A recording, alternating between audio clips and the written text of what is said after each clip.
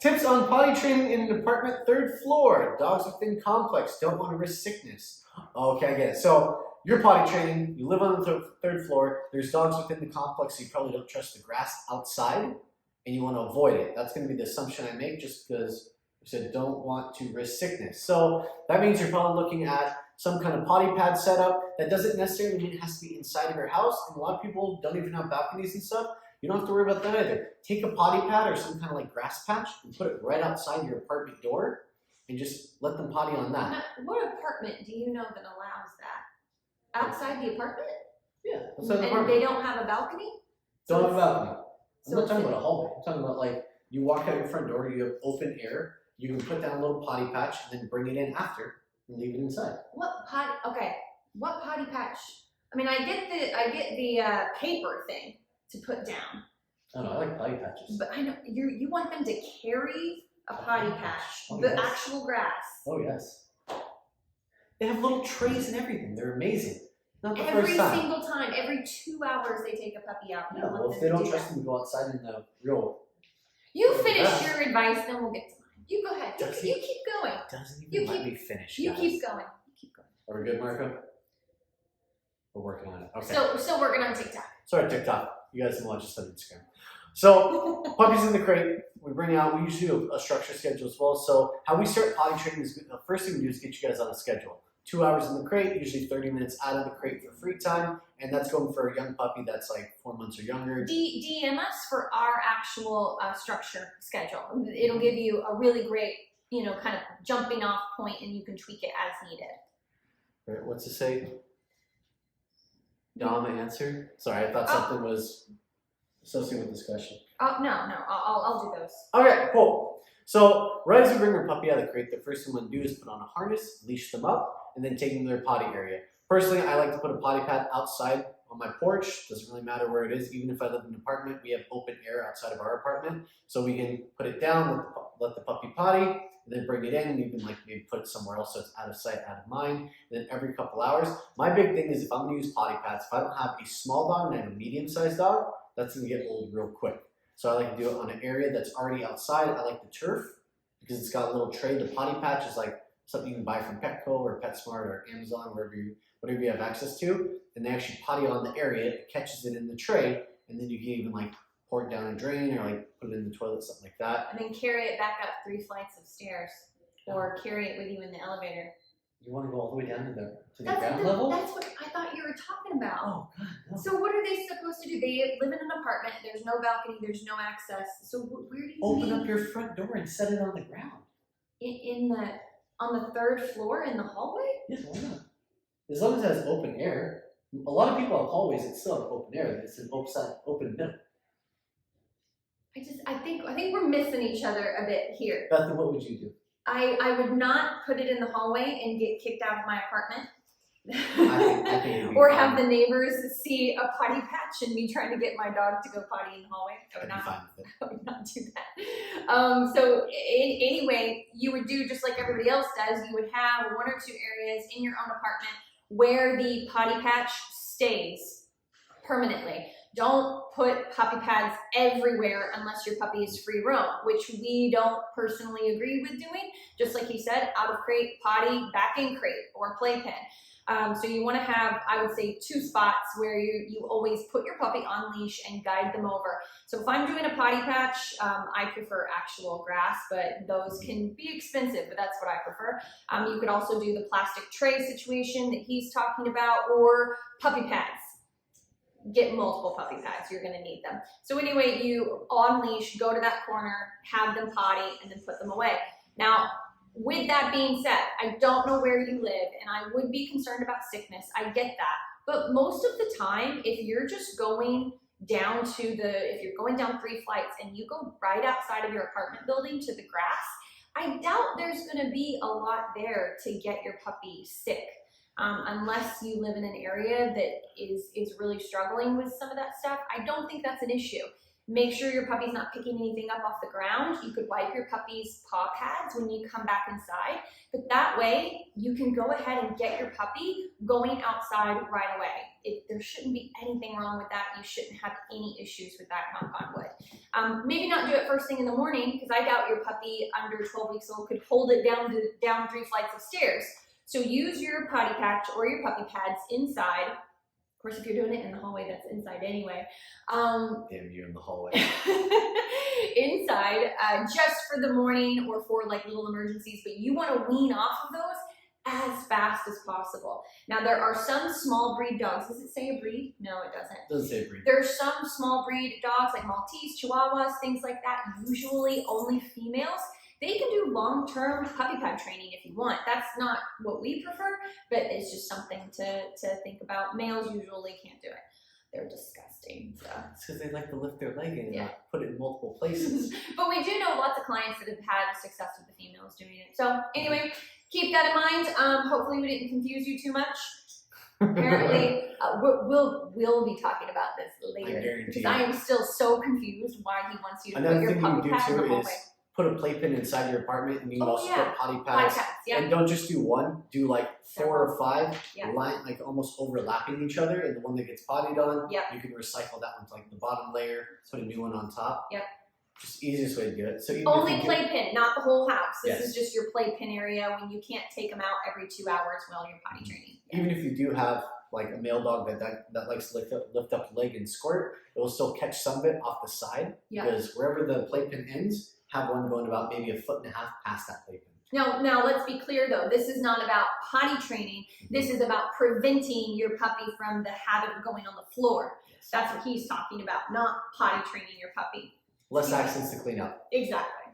Okay, this is right in your ballpark. Whenever I tell my puppy to do something he doesn't like, he starts to get aggressive. Help. All right, so I don't know. Define the term aggressive. Are we talking he barks at you, he growls and right. does like a little play bark, or like Nipping. lunges at you? Because a lot of that isn't aggressive, it's just demanding. It's frustration, it's a disagreement that they're having with you. You tell them to do something, instead of wanting to follow it, they challenge you. So normally if I get challenged, it tells me already I should be doing some leash work with my puppy. Even something as simple as putting a leash on a flat collar or a harness, and then giving some guidance simply throughout the day. If I walk into a room, my puppy's tied to my hip, and they're following me. So when I ask them to do something later on, and they give me that little like frustration growl, I have control of the leash, I can apply a little bit of pressure. When they settle down, then I use my food, and I guide them into what I want. I don't see how old the dog is, so I mean, I see puppies, so I assume 6 months or younger. If we have older than 6 months, that's more of an adolescent dog. And you would need to get some one-on-one help right away. Because even if it is just frustrated puppy, mouthing, barking at you, kind of growling, trying to play with you, even if that's all it is, at 6 months old and older, you need to get one-on-one help right away because it quickly will transition into something else while they're adolescents and starting to get those adolescent hormones. So please keep that in mind. Perfect. You want to take the next one? Yeah, sure.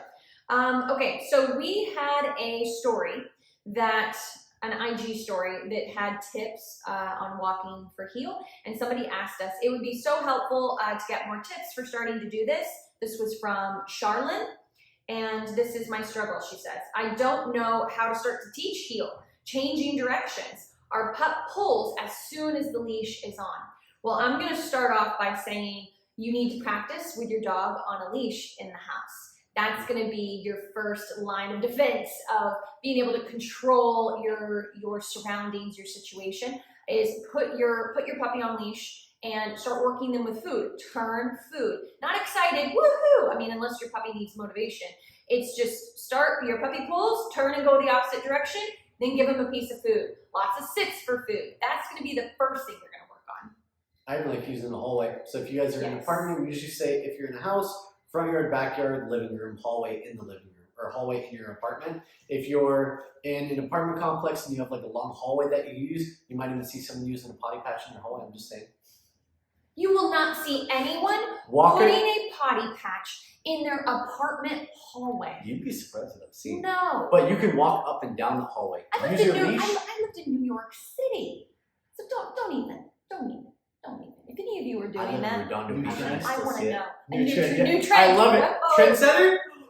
But yeah, walk up and down the hallway. You have 2 walls on both sides of you. So it literally teaches your puppy they can only go one of 2 directions. When you go outside in an open area, it's more challenging because they have a lot of different directions. Yeah, it helps a lot. I mean, make sure you avoid all the potty patches, but it helps a lot. Told Marco I wouldn't cuss on this. Don't know cussing. So give them a very simple direction. Forward, they pull, you turn the opposite way, walk a few steps while facing them. They start following, good treat, turn and walk the other way. Yeah. So you're just guiding them back and forth. Yeah. Bethany is saying, I almost stole it. I wanted to so bad. But if a dog pulls, you got to do something about it. That something is turn and walk the other direction. Yeah. Over and over and over again. It's like breaking a horse. You're just waiting for them to calm down. When you finally get eye contact and that ability for them to follow, that's when you're in the money. Mm-hmm. Yeah. You got to build up some food focus. And I don't mean excited, crazy treat drive. That's not what I mean. I just mean you follow me, you get payment. Calm, clean, transactional. That's how I want you to look at it. Then you try to do that outside. Oh, and stop going for walks. Honest to God, stop going for walks. I want you to just go outside and work in front of your house or apartment building and the few buildings next to you. Just turn, stop and sit. Turn, stop and sit. That is your, instead of walking your dog, work your dog. Look at it that way and then grow your, how far you go. And then the other thing would be get in your car and go somewhere and work there too. If you want to work 3 blocks away, but it takes too long to get there without your puppy pulling, get in the car and go and drive to the park, drive somewhere and work them in a different area. That's what I would do. We got a tag by what you said though. What? When you said don't take your puppy for a walk, this is the walk. When you take them for that mental walk, working them is actually more valuable than a walk. They knew what I meant. They definitely did. You all knew what I meant. I want to see comments. Didn't you all? Give me little likes. If I get a like, you know what you meant. You knew what I meant. I don't see any likes. Shut up. Okay, what I mean by that is when you take a dog outside and you walk them, let's say that you know right now you can get 6 blocks with your puppy. In another 6 weeks, now you're doing 15 to 20 blocks because you're mentally stimulating them minimally, but physically exerting them to the point where they build up stamina. The more stamina, Wait, what? The more stamina they have, the longer they need to walk in the future. We want to make sure you guys get mental stimulation. That's the walk that Bethany was talking about. Mental work is way more valuable than anything else. Yep. Okay. I'm going to jump to a comment on here. Naomi Marie, she said she has a 6-month-old puppy, 70% herding dog mix. Thoughts on prong collars for pulling? First, I want to know if and I don't mean this meanly, Naomi, like when I say this, I'm not trying to be mean. This is the question everybody should ask themselves if they want to use some sort of training tool. So I'll just generalize this. I don't mean you, Naomi, but in general, have you put in a lot of work in teaching your dog and yourself how to leash pressure on, leash pressure off, whether that's on a harness or on a slip leash? You need to understand the fundamentals of pressure on, pressure off. The puppy should be taught those fundamentals. The food work in the house, in the backyard, in the front yard, on the wall, all of those things. Personally, with us, we always make sure the foundation is set because now you need to go and get a trainer to teach you how to use that specific tool. But if you don't have your foundation work, it's not the most fair thing for such a young dog, in our opinion. You have anything to add to that? No. Okay. All right, cool. So let's move on to Victoria. Hi, friends. I'm not sure if you'll see this. Let's see. I was just wondering if you guys have heard of Snuggle Puppy. It has really good reviews because it's the heartbeat thing. Yes. I'm not sure if it accidentally creates a weird dependency or anything. For really young puppies, I don't care. We just got to get through our day. We just have to have puppies not whining like crazy and driving us insane. So we're game to use anything that works. So if that means some stuffed animal with a little heating pad thing in it and all that stuff, do it. The downside, in my opinion, is first of all how expensive these replacement things are when they do the little heating pads. I think itself is like $80 too, right? Yeah, and those things are not very environmentally friendly, unfortunately. But if I've got a screaming puppy for 3 weeks, I'm going to do what I got to do. The downside is a lot of puppies at a young age will start to destroy things and ingest things. Or potty on it. That's an issue I've had with a lot of puppies. They'll actually, just touch my mic, sorry. They'll actually potty on it a lot. But anyway, if your puppy's not having those issues, if it's not a danger to have it and crate with them, I say do what you gotta do. What about you? I say do it, but then wean off of it.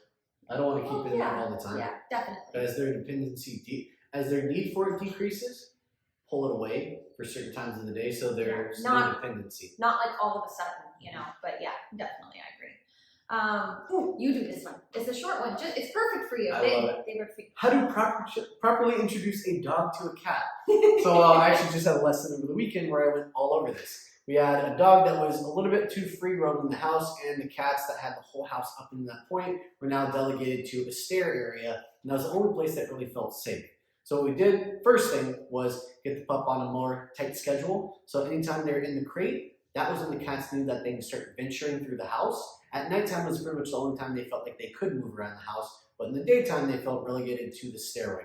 So the minute the dog was in the crate, there was one more confident cat. The cat eventually got used to coming out, and the more scaredy cat was able to come out as well. And even just being able to exist around this pup inside of the crate made the cat feel more comfortable. Because here's the thing, cats want nothing to do with dogs, and cats don't feel like their space is going to be respected. So by giving they don't feel safe. Yes. So by giving that dog a spot to watch these cats exist, and the cats felt comfortable enough to come out, I could see in 6 to 12 weeks bringing out the dog on a leash and letting the dog hang out next to you, contained to an area, and the cat's being able to walk around freely from that room. Another thing Bethany usually says is have some kind of cat tree. No, it's okay. Taking my stuff. In every single room that the dog is around them, you need to have a cat tree for the cat to be able to like run up and like be safe in. Even just a higher shelf, where they can run up and be safe in, away from the dog, so they can watch. And if you have the dog trying to like go up and like mess with their cat tree area, the dog gets pulled away from that. That's what the leash is for. You control the pup with the leash. The cats feel because you're exerting the control over the pup, they have more freedom to move around. They eventually get more comfortable, and they might even start going out of their way to check on that dog and see if the dog's a little bit safer than it once was. Or torture the dog. Yes. So the cat has to have an out in every room. That's basically what he's saying. The other thing I would add, I always have things to add, even if you take my stuff. What are you going to say? No, I'm going to take your stuff. Stop looking, in my personal opinion, and I think Sparky's too, I don't know, we'll see, but my personal opinion, I never look at cats or kids as how do I introduce them, how do I get them to be social, because that's where my brain goes. If a client or someone's asking a question and they say, how do I introduce, it makes my brain think that you're thinking from a social perspective. And when it comes to kids and cats, or other dogs sometimes, that's not how I look at it. How I first look at it is how do I get my puppy or dog to respect the cat, to respect the infant baby, the toddler, the child. That's my first thing that I'm going to focus on is respect, control. And by control, I mean if I say puppy come, he comes to me rather than the cat first. So I want to be able to control my environment to make my cat feel safe, feel respected. Same with my kids. Of course, if they're older kids, the kids also have to respect the dog's space. That's twofold. Oh, the cat too. If the cat is bothering the dog, then the cat gets in trouble. So my point is just that when you have a species that is weaker, and not the cats are weaker, but they're smaller, so they can be in danger. They're more fragile. Fragile, thank you. That's, not weaker, but more fragile. Mean cats. Mean cats, yeah. Same with kids. They could be in danger from a large dog or from a puppy that's going to turn into a large dog. So the first thing I need is respect.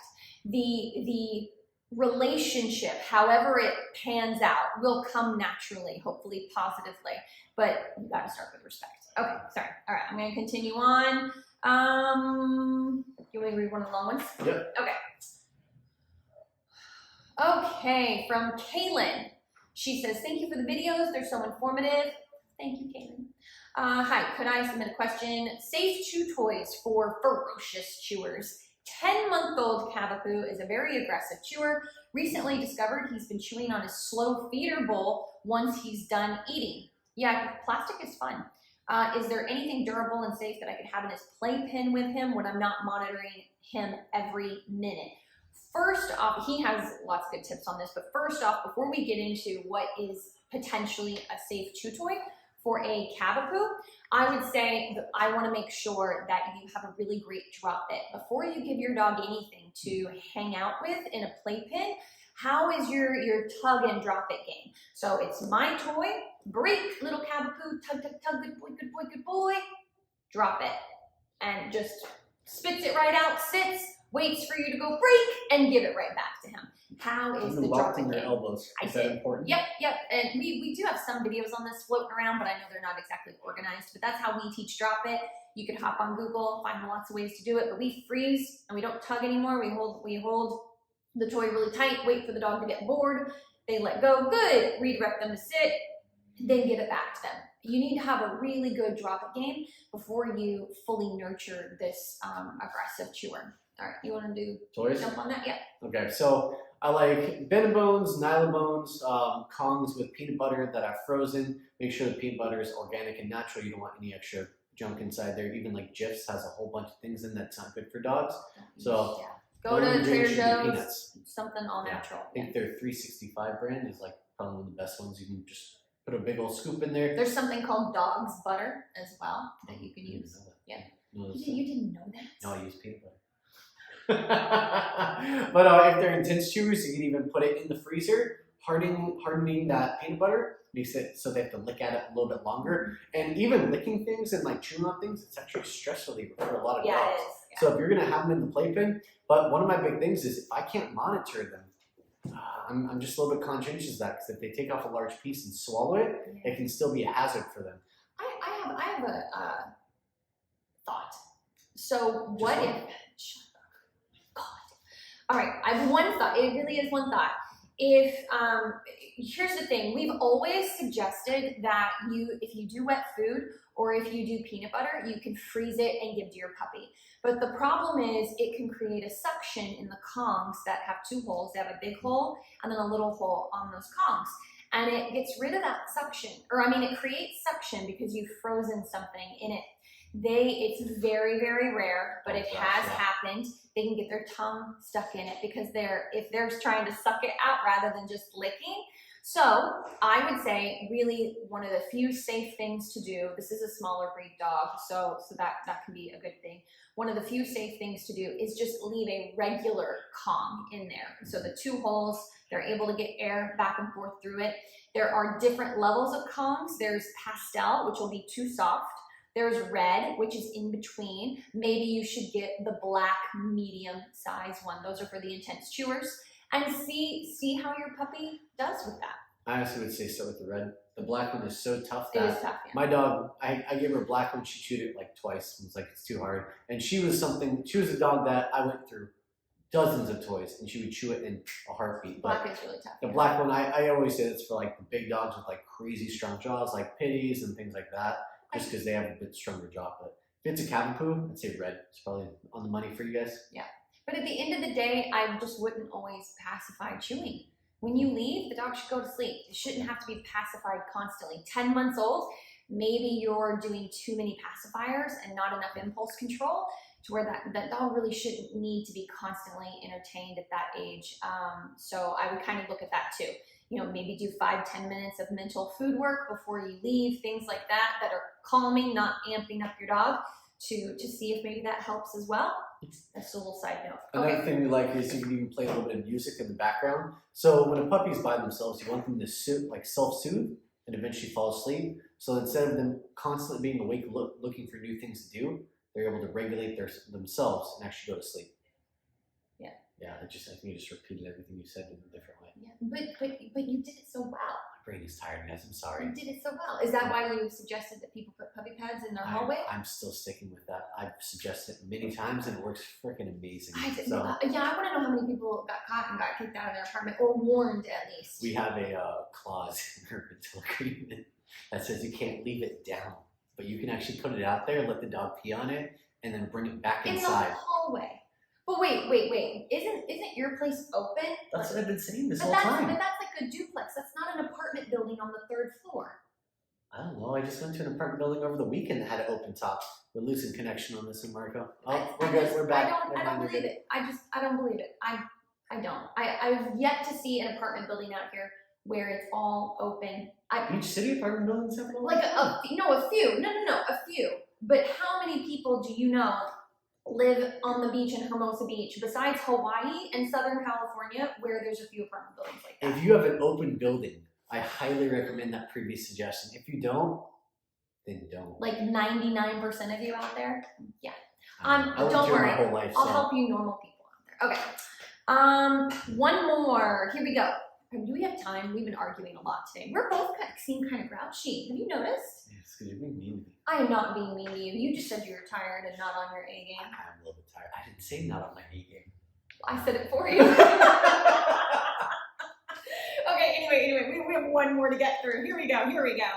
A past client said, great to hear from you guys. Neo misses you. He's now 2 and a half. Neo! Hi, Neo. Thanks for bringing him in to see us too. That was fun. They would love us to do a puppy series on how to introduce another puppy to an older but younger dog, but still, 2.5 is a new adult. Okay, we would love to do a series All on of that my too. suggestions from the cat to a dog and the dog to a cat, Is similar. it's very similar. Yeah. I might get a new puppy companion for Neo in the next month or two. Cheers, Avram. Okay, so what I would say is you just want to make sure. Okay, so let me say this first. Neo does not need extra attention like physical pets in order to make sure he feels fulfilled with the new puppy. That's not what he needs from you. The reason I say that is because that's one of the most common things I see that clients do. They think their existing dog needs extra love so he doesn't feel left out of the new puppy. That is not the case. What Neo needs to see you do, and if you're a previous client, then you know we do a lot of body language work.